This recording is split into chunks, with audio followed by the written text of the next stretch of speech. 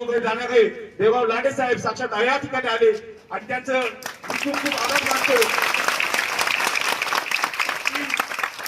आज उपोषणाचा 5वा दिवस असताना सुद्धा शासनाने दखल घ्यायला पाहिजे होती, परंतु ते म्हणतात ना की आपलाच कुणीतरी वाले असतो आणि आपलाच कुणीतरी येतो आणि आपले प्रश्न सोडवतो. या या निदर्शनातून आम्ही तुमच्याकडे बघतोय आणि तुम्ही नक्कीच आमच्या मागण्याची दखल घेऊन मंत्र्यांपर्यंत हे निवेदन पोहोचवशाल अशी आशा बाळगतो आणि तुम्हाला हे निवेदन देऊन मी या ठिकाणी थांबतो. जय आदिवासी, जय जवान. येऊन जाण्याचं पोलीस पाठवू असं कसं त्यांचे भाषा नाही का, ते येऊन ते जरी आपले असले तरी ते आपल्यासाठी पूर्णपणे नाही ते आंदोलनाला कानबोट लावण्याच्या मार्गावरती आहे. ते तसंच म्हणजे नको बोल बस. मी बघतो तू काळजी करू नको.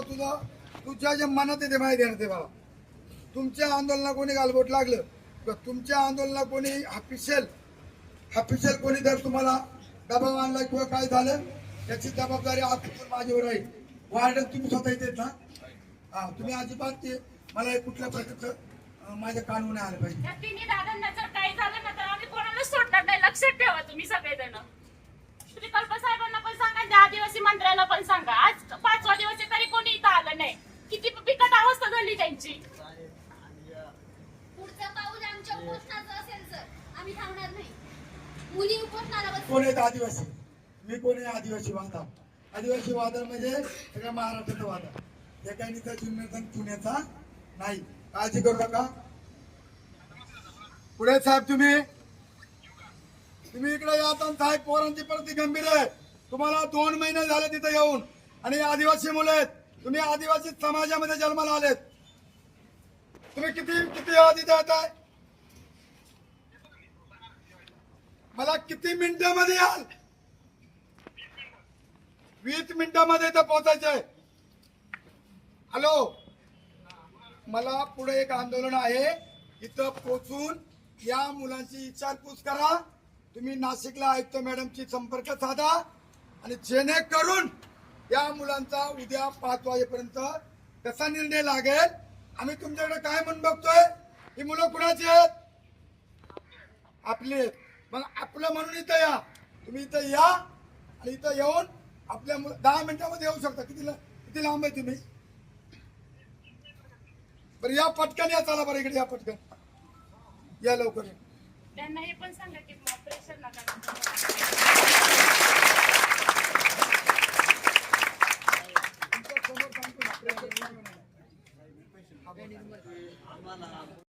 शिक्षणांच्या हक्काचं नाही कुणाच्या बापाचं. शिक्षणांच्या हक्काचं नाही कुणाच्या बापाचं.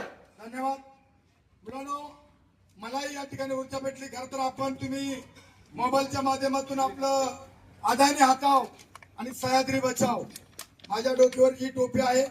परवा आता टीव्हीला बातम्या आहे. मड पारगाव येथे नगर कल्याण हायवे रोड अडवण्याचा प्रयत्न केला. हजारो लोक त्या ठिकाणी होती. त्यामुळं मी 2 दिवस तुमच्याकडे यायला उशीर झाला. मी दिलगिरी व्यक्त करतो. मला काही कार्यकर्त्यांनी मला फोन केले, साहेब तुम्ही या ठिकाणी आले पाहिजे. आणि म्हणून खरं तर प्रत्येक ठिकाणी आपल्या या आश्रमशाळेमध्ये मी परवाला येताना तुम्ही व्हिडिओ पाहिला असेल. मोरुशीच्या आश्रमशाळेत मी गेलो होतो. तिथं ती मुलं मला सांगत होती इथं साहेब निघतोय, इथं असं होत आहे. तर मुख्याध्यापक घाबरला होता.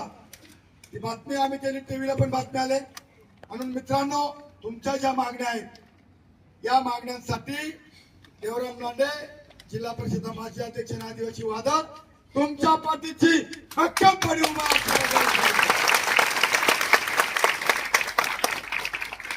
या ठिकाणी. हे आंदोलन जर कोणी चिरवण्याचा प्रयत्न केला, या मुलांना कोणी गालबोट लावण्याचा प्रयत्न केला तर या आदिवासी विभागामध्ये असणारे सर्व कर्मचारी, सर्व अधिकारी एकालाही सुट्टी देणार नाही अशा वर्गाचा विचार.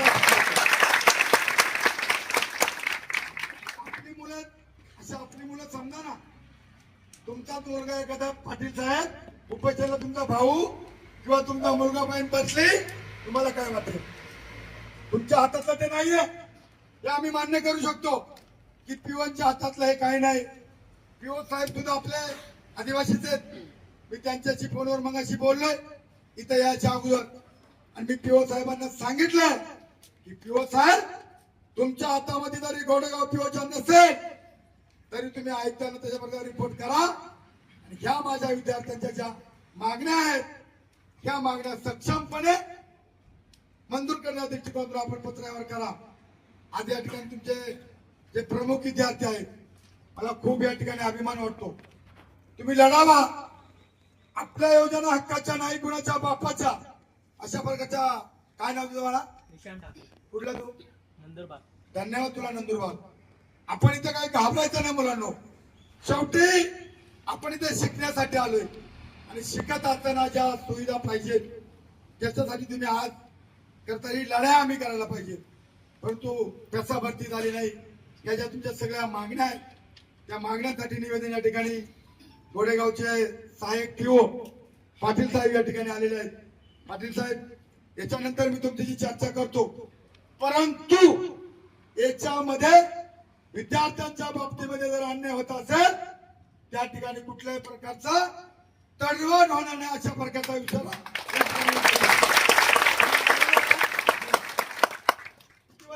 तुम्ही मी जातो 2 महिन्यापूर्वी 2 महिन्यापूर्वी याच्यावर कुठं ते मोशीला आणि हडपसर. हे बघा तुम्ही गुन्हे जर मुलांच्या बाबतीमध्ये तुम्ही जर कधी वार्डन म्हणून हलगर्जीपणा केला तर तुम्हाला पण ऑफिस मध्ये कोंडाळल्याशिवाय राहणार नाही असं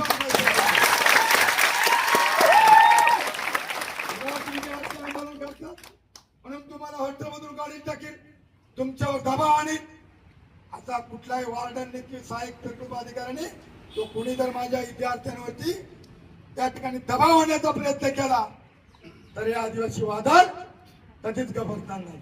आमच्या मागण्या पूर्ण करा. आमच्या मागण्या पूर्ण करा. आमच्या मागण्या पूर्ण करा.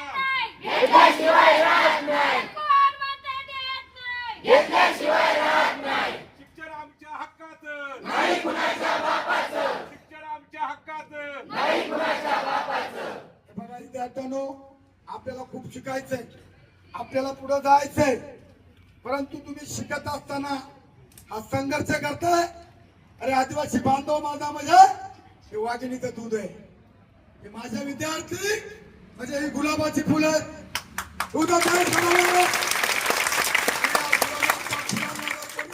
चुकवण्याचा प्रयत्न करण्याचं त्या ठिकाणी ऍडजस्टमेंट आहे. आंदोलन करू, धरपकड मोर्चा काढू. धरपकड मोर्चा म्हणजे खाली डोकं वर, खाली डोकं वर, खाली डोकं वर. धरपकड मोर्चा. आम्ही मुली इथं आंदोलनाला आहे, आमचा दबाव टाकला जातोय की तुमच्या मुली आंदोलनाला जातातच कसं. मुलांनी सगळ्यांची परमिशन काढली. ऑल पुण्यामध्ये जे हॉस्टेल आहे त्यांची कमिशनर ऑफिसची परमिशन काढली, तरी पण आम्हाला इथं बोलले जाते की तुम्ही आंदोलनाला जातातच कसं काय. आंदोलन करण्यासाठी परवानगी लागत नाही, आणि आपण सगळे आदिवासी विद्यार्थी आहोत. प्यासाच्या अंतर्गत राहणारे आपण विद्यार्थी. आपल्या प्यासा कायदे आपल्या आदिवासी भागामध्ये आता तिथं अदानी हटाव सह्याद्री बचाव असा आम्ही मोर्चा काढतोय. आपली परवानगी घेतल्याशिवाय या सरकारला काही करता येत नाही, आणि म्हणून या ठिकाणी परत सांगतो पाटील साहेब तुम्ही तुझा परिपत्रक काढा. मला जर असा पुरावा आला, जर कोणी विद्यार्थ्यांना दबाव आणला तर तुम्हाला इथं बसता येत नाही, तुम्हाला आंदोलन करता येत नाही, तर मात्र त्याचं एक आग होईल. जंतर मंतर झाल्याशिवाय राहणार नाही.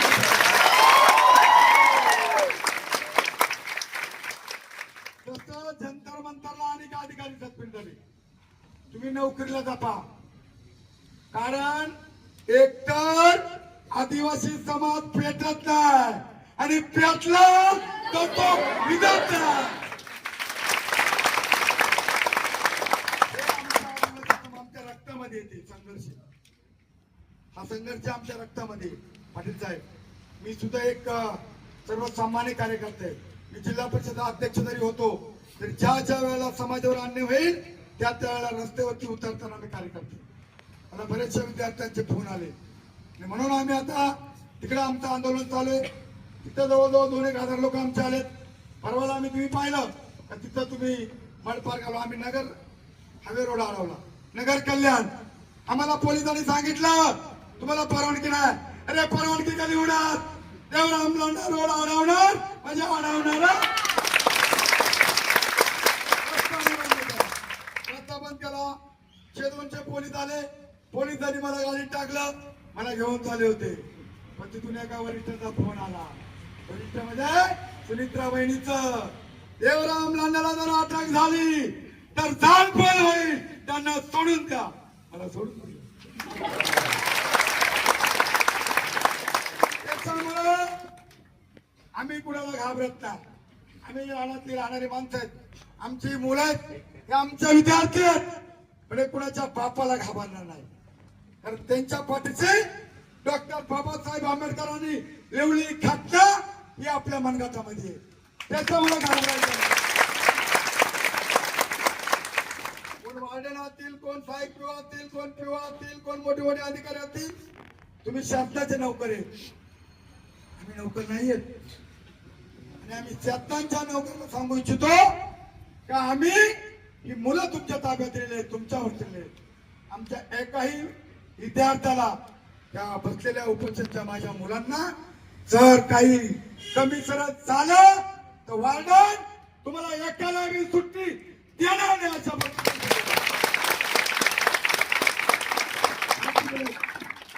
तुमची घरातली मुलं तशी आमची मुलं. तुम्ही नोकरीवरून घरी गेल्याच्या नंतर तुमची मुलं लाडा लाडायतात, पप्पा पप्पा करीत.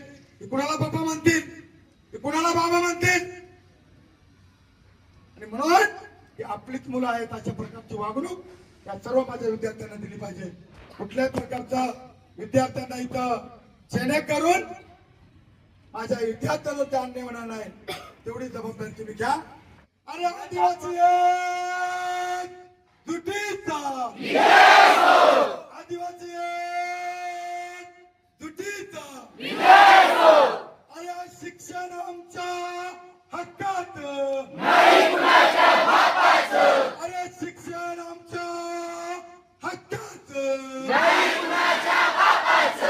कोण म्हणताय देत नाही.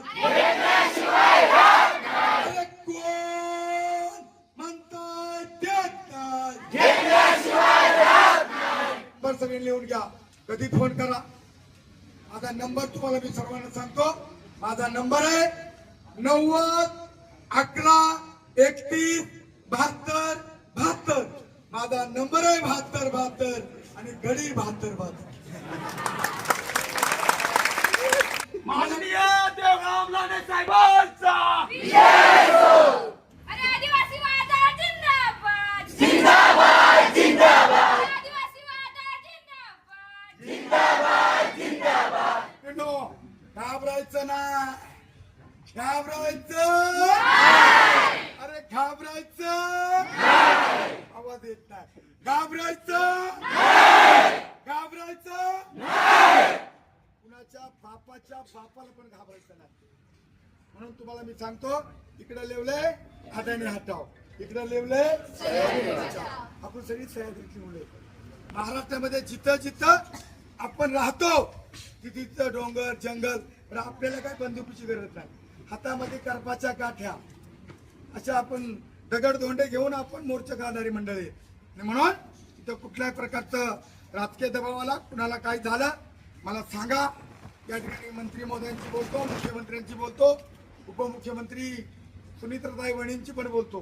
पाटील साहेब याची रिपोर्टिंग मला तुम्ही ताबडतोब करा. माझ्या संगते इथं देवळेगावचे लोकनियुक्त सरपंच दीपकजी बुटे आहेत.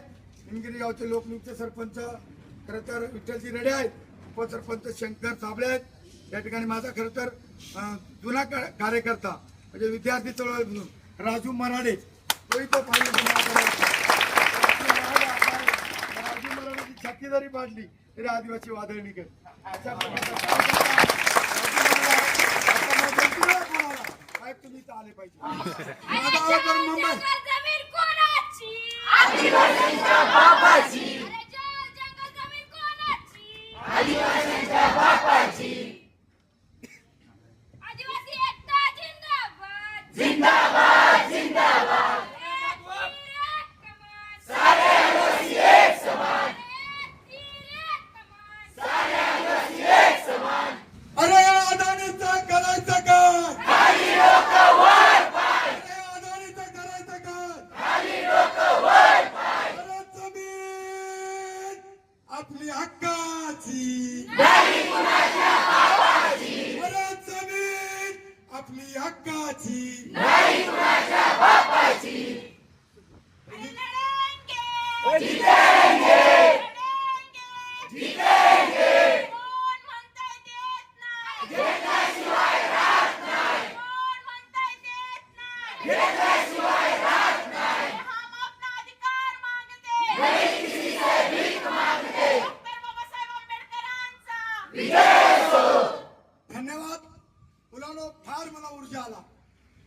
या ठिकाणी ताकद बघून, तुमचं एकमत बघून, देवराम म्हणलं माझं नाव आहे आदिवासी वादळ.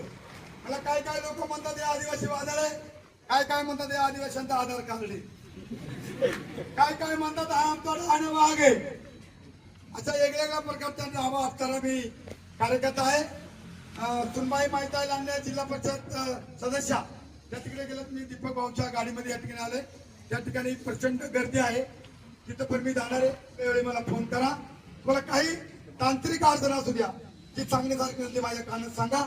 निश्चितपणे तुम्हाला मनापासून मदत करण्याची ताकद माझ्यामध्ये आहे. म्हणून अशा प्रकारचं मी या ठिकाणी आलो. मला एवढी मुलं पाहिली तर मी घालवलं गेलोय की खूप संघर्षाची वेळ आहे. जसं बा जंतर मंतरला झालं, एका विद्यार्थ्यांनी एका शिक्षण मंत्र्याला घरी पाठवलं, मुख्यमंत्र्याला, पंतप्रधानला आणि खरं अमित शहाला माफी मागावं लागली, केंद्र सरकारला झुकावं लागलं. त्या तसाच आपण सुद्धा इथं या महाराष्ट्राचे मुख्यमंत्री, दोन उपमुख्यमंत्री, त्यांच्याकडे आपला ज्या मागण्या आहेत त्या मागण्या आपण सर्वजण ठाम राहा, अजिबात हटू नका. आणि प्रकल्प अधिकारी म्हणून या माझ्या 3 उपस्थिती ताबडतोब डॉक्टर बोलून घ्या, त्यांना सलाईन लावा. याच्यामध्ये कुठल्याही प्रकारचं हलगर्जीपणा होता कामा नाही. की माझी मुलं हात तिथे झोपून आहेत की आम्हाला खरं तर वाईट वाटतंय की आज आम्ही एवढी मुलं आहोत ना, ती मुलं आमची 3 खरं तर अन्नत्याग करतात. हे अन्नत्याग कुणासाठी करतात पुराणो, तर महाराष्ट्राच्या विद्यार्थ्यांसाठी करतात, स्वतःसाठी नाही. स्वतःसाठी कोणी जगतं, पण देशासाठी, महाराष्ट्रासाठी जगणारे आणि लढणारे हे माझे 3 उपस्थित करतात.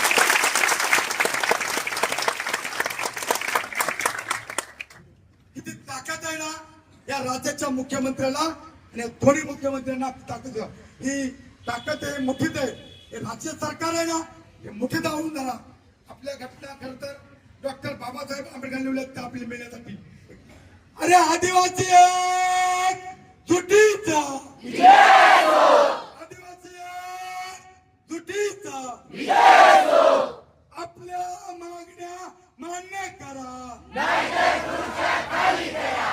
आपल्या मागण्या मान्य करा.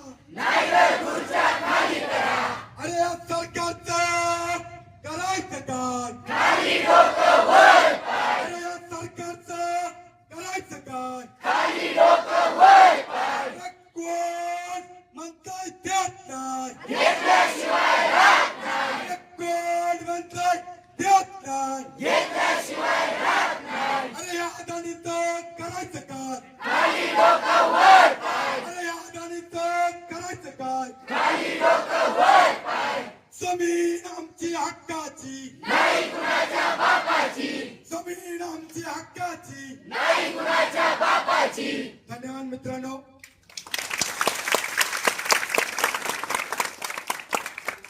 तुमच्या पाठीशी हे वादळ भक्कमपणे आहे. कुठल्याच प्रकारचं मग सांगितल्याप्रमाणे तुम्ही एक ग्रुप तयार करा, आपण लढू. तुम्हाला पाटील साहेब, हे विद्यार्थी, हे सगळे मी घेऊन मी नाशिकला राहील. तुम्ही मला 2 दिवसात तुम्हाला मुदत दिलेली, आज आणि उद्या.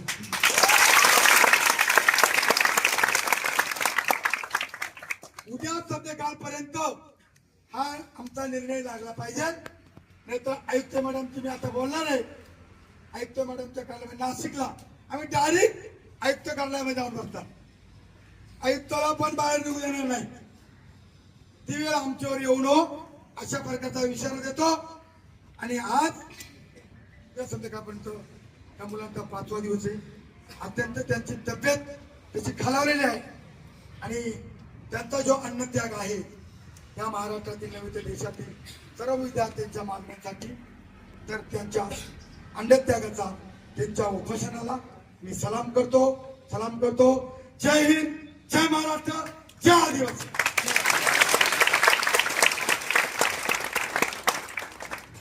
आज या